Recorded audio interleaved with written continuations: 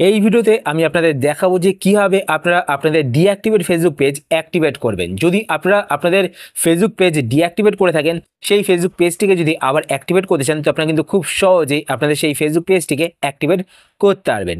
তো কিভাবে আপনারা আপনাদের ডিঅ্যাক্টিভেট ফেসবুক পেজকে অ্যাক্টিভেট করবেন, চলুন আমি আপনাদের দেখিয়ে দিই।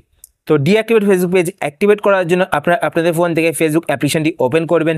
ফেসবুক অ্যাপ্লিকেশন ওপেন করার পর আপনারা আপনাদের সেই ফেসবুক অ্যাকাউন্টটিকে লগ ইন করবেন, যেই ফেসবুক অ্যাকাউন্ট দিয়ে আপনারা সেই পেজটিকে ক্রিয়েট করেছেন। তো ফেসবুক অ্যাকাউন্ট লগ ইন করার পর এইবার আপনার ওপরে এখানে ডান দিকে তিনটে লাইনে ক্লিক করবেন।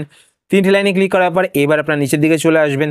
নিচের দিকে আসার পর এখানে একটি অপশান আপনারা দেখতে পাবেন, সেটিংস অ্যান্ড প্রাইভেসি। তো আপনার সেটিংস অ্যান্ড প্রাইভেসি এই অপশানটিতে ক্লিক করবেন। এই অপশানে ক্লিক করার পর এবার আপনারা এখানে একটি অপশান দেখতে পাবেন, সেটিংস। তো আপনার সেটিংস অপশানেতে ক্লিক করবেন। সেটিংস অপশানেতে ক্লিক করার পর এবার আপনারা একটু নিচের দিকে চলে আসবেন। নিচের দিকে আসার পর এখানে একটি অপশান আপনারা দেখতে পাবেন।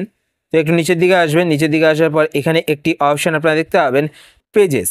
তো আপনারা পেজেস অপশানটিতে ক্লিক করবেন।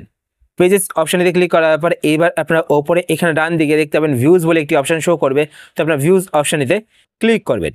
ভিউজ অপশানেতে ক্লিক করার পর এবার আপনারা এখানে আপনাদের সমস্ত ডিঅ্যাক্টিভেট ফেসবুক পেজগুলো দেখতে পাবেন। এবার এখান থেকে আপনারা যেই ফেসবুক পেজটিকে অ্যাক্টিভেট করতে চান, সেই ফেসবুক পেজের ধরুন এখানে দেখতে পাচ্ছেন টপ শার্ট, এই ফেসবুক পেজটি আমি রিঅ্যাক্টিভেট করব। তো তার জন্য নিচে এখানে দেখতে পাচ্ছেন রিঅ্যাক্টিভেট। তো আমি রিঅ্যাক্টিভেটে ক্লিক করব। রিঅ্যাক্টিভেটে ক্লিক করলেই কিন্তু আমার এই ফেসবুক পেজটি রিঅ্যাক্টিভেট হয়ে যাবে।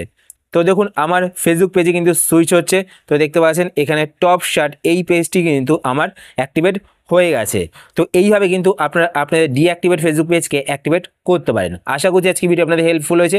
যদি হেল্পফুল হয়ে থাকে তাহলে অবশ্যই লাইক করে দেবেন। আর আপনারা যদি এই চ্যানেলে নতুন হয়ে থাকেন তো চ্যানেলটিকে সাবস্ক্রাইব করে পাশে বেল আইকনটিকে অল করে রাখবেন, এরকম নতুন নতুন Facebook tips related video notification পেতে। আর আপনারা যদি ফেসবুক পেজ থেকে ভিডিও দেখে রাখেন তো পেজটিকে লাইক এবং ফলো করে পেজের সাথে অবশ্যই থাকবেন। তো আজকের মতো এই পর্যন্তই, আবার দেখা হবে আপনার সাথে নতুন একটি ভিডিওতে। তো টাটা, সবাই ভালো থাকবেন।